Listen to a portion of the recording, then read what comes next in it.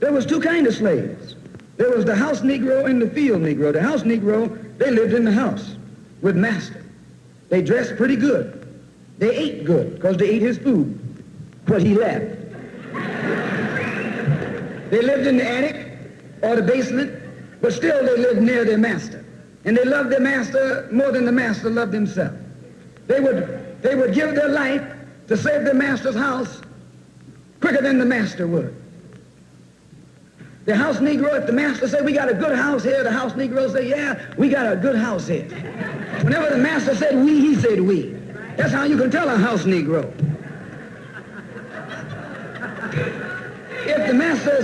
If the master's house caught on fire, the house Negro would fight harder to put the blaze out than the master would. If the master got sick, the house Negro would say, what's the matter, boss? We sick. We sick.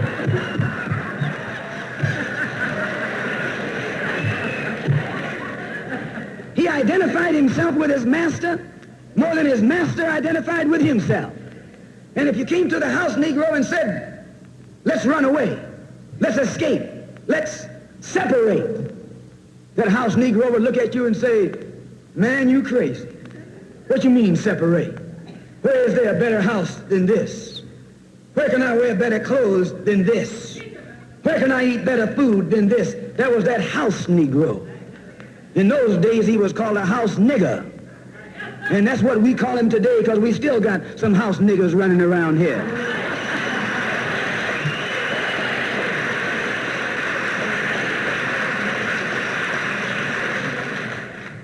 This modern house Negro loves his master.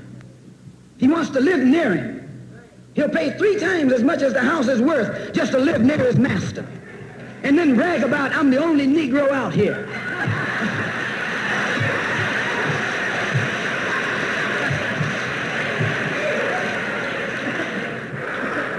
I'm the only one on my job.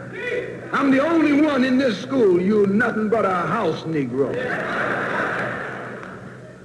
And if someone come to you right now and say, let's separate, you say the same thing that the house Negro said on the plantation. What you mean separate? From America? This good white man? Where you gonna get a better job than you get here?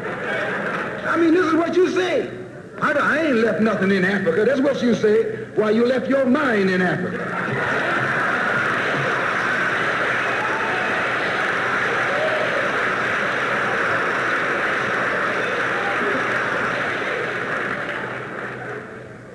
On that same plantation, there was the field Negro.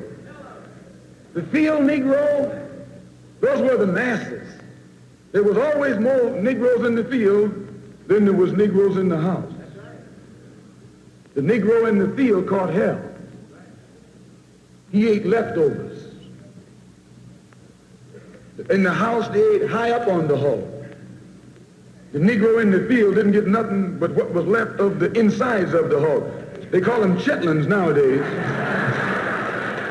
In those days, they call them what they were, guts. That's what you were, a gut eater. And some of you all still gut eaters.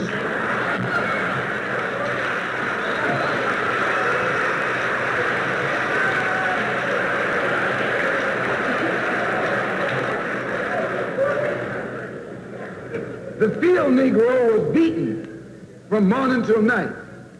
He lived in a shack, in a hut. He wore cast-off clothes. And he hated his master. I say he hated his master. He was intelligent. That house Negro loved his master.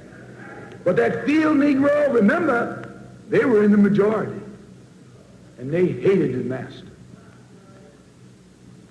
When the house caught on fire, he didn't try and put it out. That field Negro prayed for a wind, for a breeze.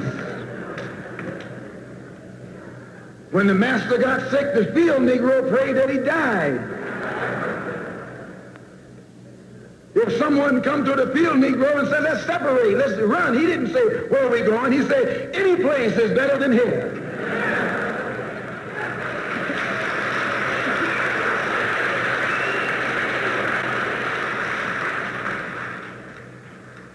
You got field Negroes in America today.